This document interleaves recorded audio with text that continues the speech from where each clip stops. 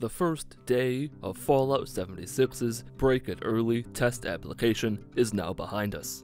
I played the game for almost 4 hours, which means now I can tell you about my thoughts on the game. And oh boy, do I have some thoughts. Fallout 76 is weird, and to be perfectly honest, I'm not sure if I mean that in a good way or a bad way yet. During my first hour or so with Fallout 76, I was what you might call sarcastically skeptical optimism. I wasn't really feeling the whole Fallout with friends thing, but by the time the server shutdown counter came on, I was wishing I had another 2, 4, or 6 hours to keep playing.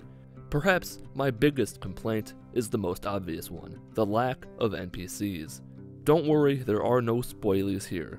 A quest I got shortly after leaving Vault 76 had a woman on a holotape telling me to find her at a specific location. However, knowing that there are no NPCs in the game, I knew what the options were, which really took me out of the entire experience. I knew she'd either be dead or there'd be a holotape telling me to track her down to another location. That's not to say that the stories told through the holotapes are bad, because they're not, quite the opposite actually. There are a ton of holotapes, and a solid portion of them had me invested in their stories, even if they were just one-offs with nothing more than a corpse accompanying them. This leads into another flaw with Fallout 76. Everything is real time. I found myself wanting to pause the game to listen to the recordings, but I couldn't. Sure, it was easy to find a quiet corner to sit in when you're in an empty field or an abandoned building. It's not quite so easy when you're being chased by half a dozen feral ghouls and you wasted your only molotov cocktail by throwing it off a lighthouse atop a mountain because you wanted to see how far it could go.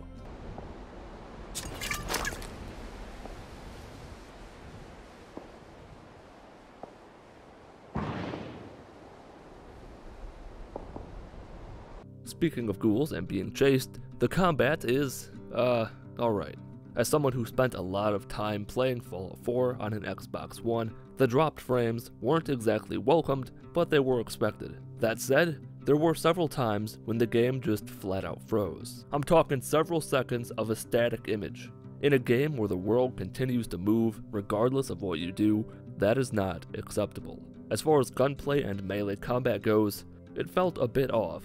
Like there was a split-second delay between when I shot my gun and when the bullet connected. Not in a realistic bullet drop sort of way, more so in a waiting for the game to register that I fired at a ghoul sort of way.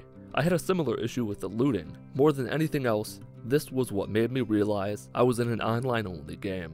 When you go to loot a container, a corpse, a box, a chest, whatever, the odds are good that you'll see a loading icon for maybe a quarter second while the game generates the loot. This made me feel like I wasn't exploring an actual world, which sucks because the world itself is phenomenal. Like, I love the Mojave Wasteland, but Appalachia may be, from the time I spent in it, the best world Bethesda has ever made. Turning off the ambient music and wandering through the woods felt almost magical. There were times when I even felt like I was in a modded version of Skyrim because of the flora, lighting, and sounds of birds or other creatures in the distance. And then I turned off my HUD and ventured north, into the Toxic Valley. I stumbled upon a former highway, long since decimated by the Great War. Cars destroyed, downed power lines. I truly felt like I had discovered a place which was ravaged by a nuclear war. With my HUD still off, I ventured onward and got into a lengthy fight with a camp of super mutants. I used all my stim packs, my best weapons were destroyed, and I eventually fled towards an irradiated lake after taking down as many as I could. And then I jumped into the irradiated lake because it was red, and how could you not jump into it?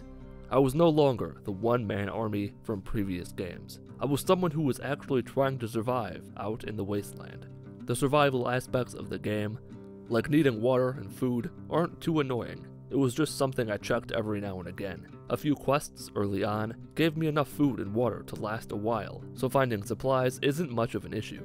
What is an issue is that all of your healing items are in the same category. Whose stupid idea was this? Why are my spoiled potatoes in the same place as my boiled water? Why are my stim packs in the same category as my possum bacon? It makes no sense whatsoever to have all the healing items lumped into the same category. Give us a healing items folder, a food folder, and a thirst folder. The fact that Bethesda chose to do it this way after all the backlash from Fallout 4's inventory issues blows my fucking head off.